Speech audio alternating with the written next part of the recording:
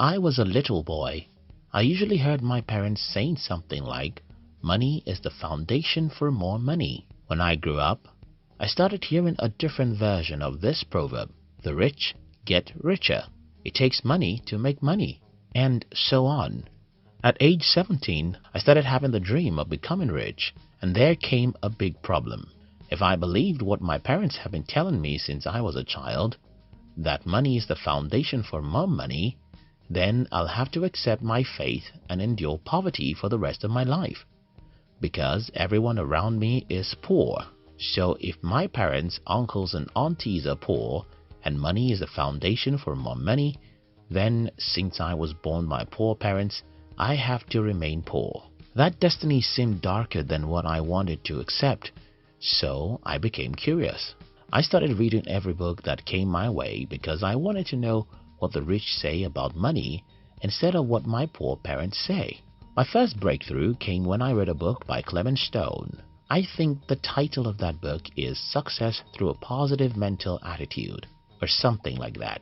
Reading these books for the first time in my life, I came across the acronyms which OPM, which is other people's money. Wow, now I see a new possibility. Though I was yet to figure out how to get or use other people's money, the mere fact that there's something like that makes me break away from my parents' and societal poor mindsets about money. I was excited. If truly there's something to be called other people's money, I'm going to learn everything I can to know how to get and use it. I continued reading. Then I read Think and Grow Rich, and that furthered my understanding about other people's money and getting rich. My financial breakthrough came around the year 2008. I read Creating Wealth by James Allen and You Can Negotiate Anything by Herb Cohen. In Creating Wealth, James Allen told the story of how he claimed on the national television that he could buy a piece of real estate property without any money. The journalist decided to take him up on his claim and set him up. He threw Allen into a city he never knew he was going to be, and without money, he bought a piece of real estate. This story got me crazy and nothing in the world could stop me. I said to myself, if someone could be so smart that he could go into a city without money or connections and buy a piece of real estate, I just have to figure out how to do this. If you can negotiate anything, Herb Cohen breaks 3 simple strategies you can use to get whatever you want from other people, and that includes getting capital and resources to invest. Reading that book is a game changer for me, and I'll forever be grateful to God for sending me such a book.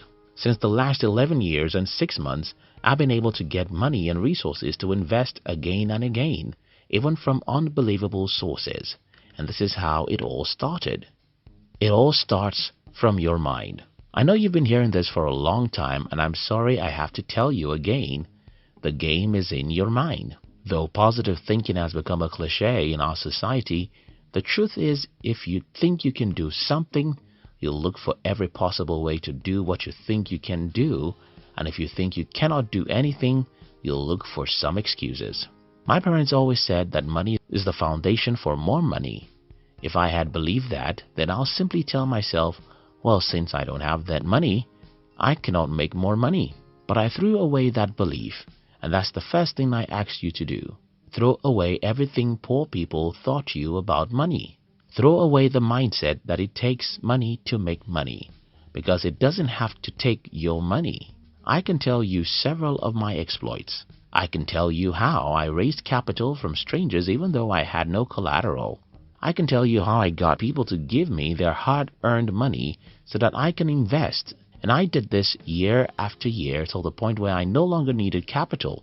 But it all started when I decided to change what I believed about money. So, if you truly want to invest without money, you have to open your mind and change what every poor person you know tells you about money. Everyone needs capital. This is another truth I wish you knew. Everyone needs capital and everyone needs the same capital. Let me explain. Give me 3 boys who are 15 years old. One of them wants to be an accountant, the other wants to be a lawyer, and the third wants to be an entrepreneur. In our society, we are made to believe that the first 2 boys who want to be an accountant and a lawyer need school, while the third boy needs capital. I'm sorry, that's not true. All of these boys need the same thing, and that is knowledge. In other words, the real capital anyone needs is knowledge. And I have a story to prove it. In the year 2009, I traveled to a town in my country with the hope of starting my manufacturing business there. Except that I had no money. I called a friend and he sent me some money, not even up to 10% of what I needed. But I started my journey anyway. I knew what I wanted, and that was a manufacturing space, a residential space for me to live, and the trust of the supplier of the raw materials needed. Having read Creating Wealth, You Can Negotiate Anything, and other books, I believed I could get those things I needed even though I had no money. Well, I did everything I needed. Yes, I was rejected a few times, but when you believe something is possible, you're not only going to try again after rejections, you're going to be attractive to people because your confidence will convince them that you're worthy of their support. Again, the real capital everyone needs is knowledge.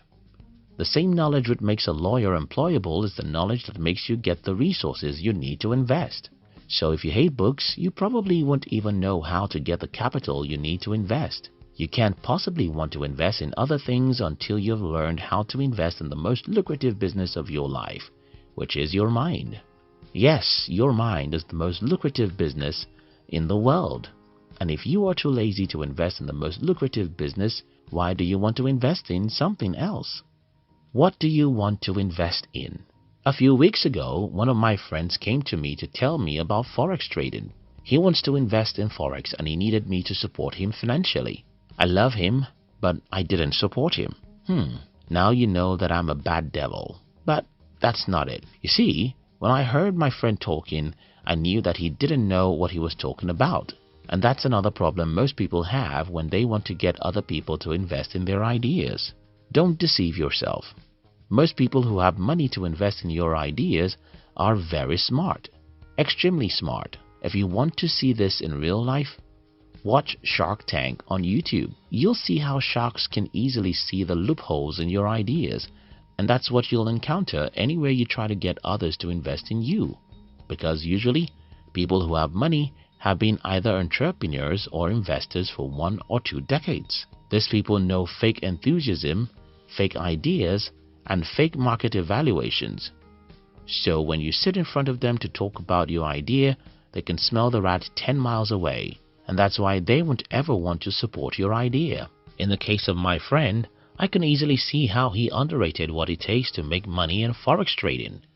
And when someone underrates what it takes to build any business, you know they'll throw your money into the lagoon. So, what do you want to invest in? How passionate are you about such things? How many hours have you spent studying that industry? How many people, experts, have you met to ask questions? How crazy are you about that industry? Don't think you can fake the enthusiasm or the understanding of the market value or anything, because anyone qualified to invest with you is probably going to be smarter than you. Just imagine a 15-year-old trying to deceive a 25-year-old. Oftentimes, it's pretty obvious. So far, I have told you my stories. How I threw away what my parents believed about money and embraced a new possibility. Until you do the same, you can't get resources to invest in because the battle is in your mind. I challenge you to first invest heavily in yourself, and I recommend that you start with a few books I mentioned in this video. I also advise you to bury yourself inside whatever you want to invest in. If you are like my friend who simply thinks he can harvest money with Forex trading, nobody will ever support you because they will smell your fake enthusiasm even before you start talking. In part 2 of this video, I'll be talking about some other specific strategies that have helped me to raise capital, and I wish this video will be helpful. Thank you for watching it. We love you.